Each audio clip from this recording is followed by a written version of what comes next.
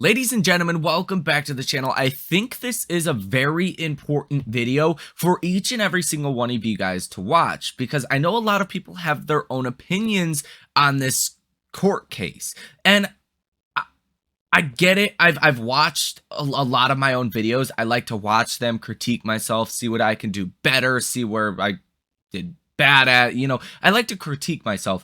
And I get it. Over the last couple of weeks, I've kind of made negative kind of steers, I guess steers is maybe the right word, towards thinking or projecting that I don't want this conversion to happen.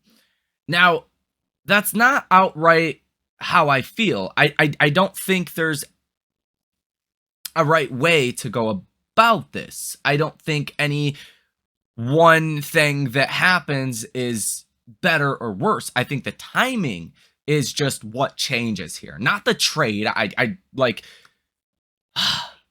this was so frustrating because when people said 8 shares were being created, a lot of creators stopped making videos on AMC. A lot of people lost hope and faith in AMC.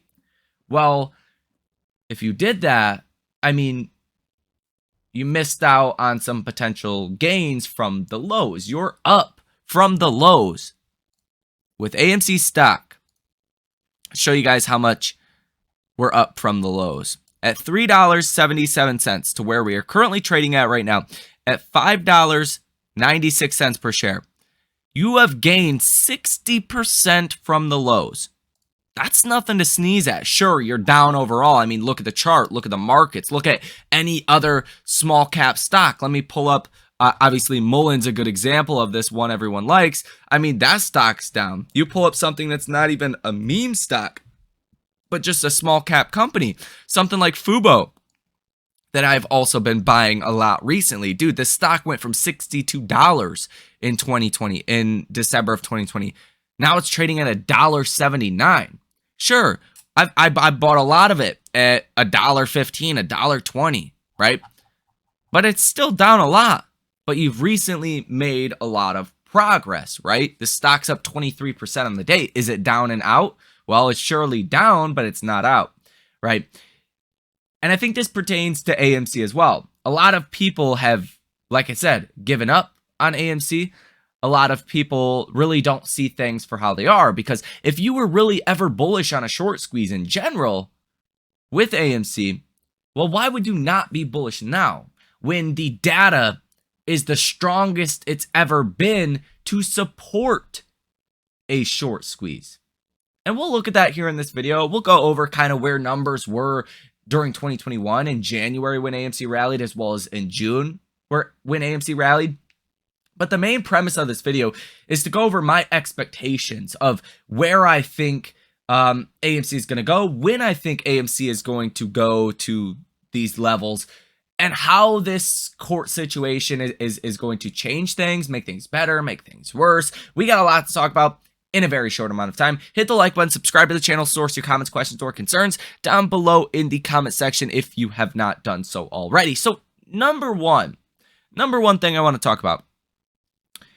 I do not care. Again, I've said this quite a few times, but I'll say it again. I do not care what happens with this court situation. If the judge denies this conversion, I think shorts are screwed. If the judge lets this conversion go through, I think the shorts are screwed. And well, why is that? Well, pretty obvious here at this point. If the conversion does go through, that means a lot of people were short on AMC that really didn't want to be short on AMC, meaning that a decent amount of shorts wouldn't be short on AMC right now if it was not for this arbitrage trade. This arbitrage trade has caused the short interest to hit record levels that you have not seen throughout this whole entire trade so far, right? Days to covers at, some of the highest levels it's been at as well. Cost to borrow rates, all of it is because of this arbitrage trade. Well, not all, you guys get what I mean, right? The exuberance of these numbers just keep going higher is because of this arbitrage trade. I think that's a well-known fact. If the judge were to outright dismiss this and say there's no settlement, there's no reverse split, well, I think at that point, you're going to get a lot of panic from shorts. And I think that would happen relatively soon. That could happen next week. It could happen 2 weeks from now, 3 weeks from now. It could happen before June 29th or June 30th, right? The next court date that we're supposed to get. Now, if this conversion does go through and AMC gets the green light to do this conversion, then I think you'll get the conversion. AMC will raise a lot of capital, and that will also crush the short thesis. And I think a lot of people are confused, right? Because if shorts right now are short on AMC, they're long on APE, well, if that conversion happens, are they just not going to have a short position anymore? No.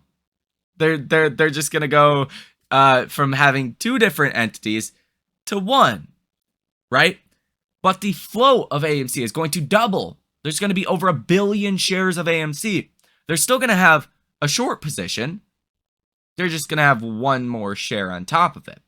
So you're still going to have the same short interest before and after this reverse split were to happen. You're still going to have record high short interest for this trade period, right? From January of 2021 until now, still going to have record short interest. That's not just going away. It's not going to zero after this reverse split. So I think that's something important that I don't think a lot of people fully appreciate. But get this, every time AMC has raised capital, the stock has rallied. Literally every single time. Adam Aaron even pointed that out for you guys, that yeah, diluting shareholders is bad, raising capital is not necessarily a positive thing for the share price. But in the medium term, the next following month to 6 months after AMC has raised capital in the past, the stock has rallied, right? Every single time. And a lot of the time, it's been over 100%. A lot of the strongest rallies that we've seen is when AMC raised capital, right? Back here in January, back here in June, back here in March, back here in August of 2022. All of that was because AMC raised capital and diluted shareholders. So I don't really think any one way this goes, conversion, no conversion, really matters in the grand scope of things. It changes the timeline. Yeah, sure. If the judge outright dismisses this, it could happen soon. If AMC does raise capital, it could take a month to 6 months, right? And really, I would say like a month to 2 months is usually when you get that rally off of AMC raising capital. So either way here, you got to boil it down to the short case, the short thesis. Why are short in AMC? Because fundamentally, a lot of people, a lot of hedge funds don't think AMC is going to make it as a business. Sure, they're losing a lot of money every quarter. I get it. Fundamentally, they only have a few quarters left of cash, right? I get it. There's a short thesis there. That's why shorts have not covered on their short positions. That's why some shorts refuse to cover on their short positions. And that's why even during this court situation, a lot of shorts don't want to cover as well, even though there's the possibility that this trade were to completely fall apart and no more arbitrage trade. There's a chance of that. There's a possibility. They still won't cover on their short positions, even though they've lost 150% in Q1 2023 based off of cost of borrow fees alone, because they think ultimately, no matter what happens, AMC is going to go bankrupt. And then the shares are going to go to zero, right? It's obviously not going to happen. That is a very one-way directional bias, not pricing in anything good happening with AMC. And that's another reason why I'm pretty bullish right now, right? When you have the short interest at the highest levels it's been at, I mean, how can you be bearish or say a squeeze isn't coming? A lot of people have given up when in all reality things look better now than they ever have, forgetting a short squeeze. So I think this was very important to kind of break down my perspective at the very least, because I don't care what happens. Really, I hold my position. I will continue to do so until the stock squeezes or until these shorts just cover and the short interest goes down. And we have not seen that happen yet, right? The short interest going down 2-3% on AMC has caused hundreds of percents of a rally. Even during June of 2022, the short interest only ever was about 23%. It moved down to about 16%. And the stock went up 10x in value. And I think something else a lot of people forget is that, yeah, sure, Mullen or other names have investor bases to them, but everyone knows about AMC. If you ask Warren Buffett, what does he think about a short squeeze in AMC? He's going to give you an answer. You might not like the answer, but he's going to tell you something, right? If you ask him, what about a short squeeze in Fubo or Mullen or, even probably Bed Bath & Beyond, he's going to be like, what are you talking about, dude? Like, that's a thing?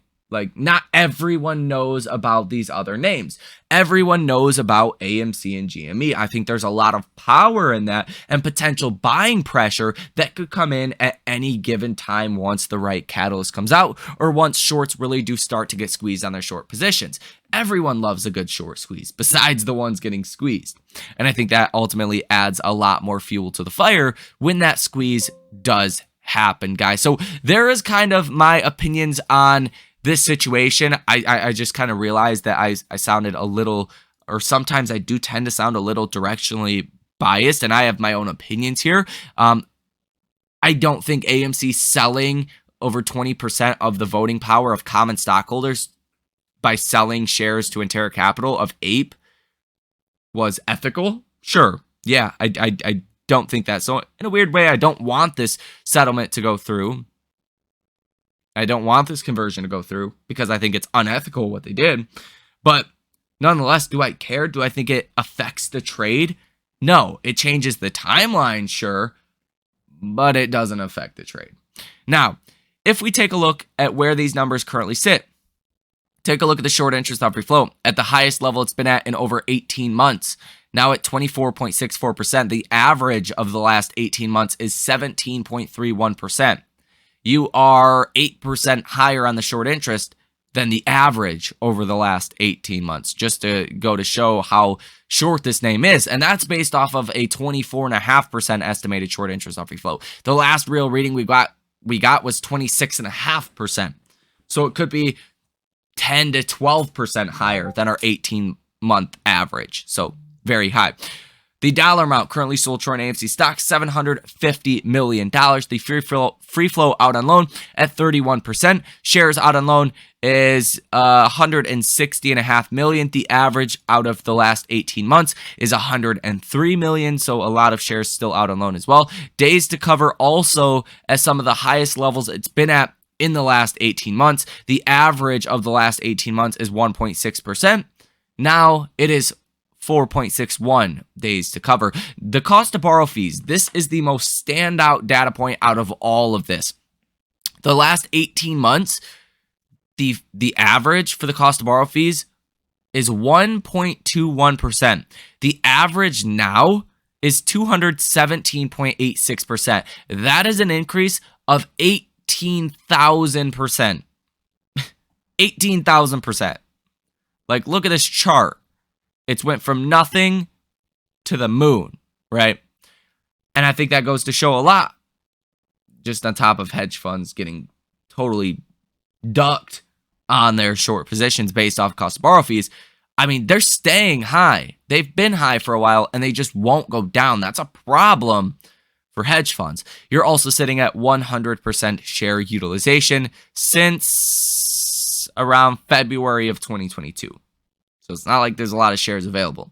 And if shorts want to cover on their short positions, that means the stock's going to go up dramatically in value for them to even get shares available to lend them out and to cover on their short position. So all in all, those are my kind of opinions on the situation. I just wanted to clear the air for everyone. There's been a lot of confusion. Is this a good thing? Is this a bad thing? Again, I just think it's unethical what AMC did by selling shares to Intera Capital.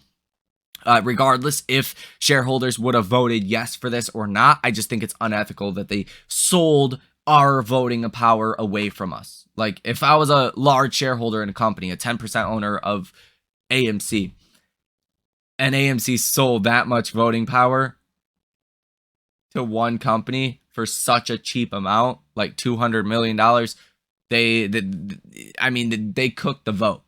So that's the problem I have with it. It doesn't change anything to do with the trade. So that is going to be it for this video. Hit that like button, subscribe to the channel, source your comments, questions, or concerns down below in the comment section. Thank you guys for watching, and I will see you in the next one.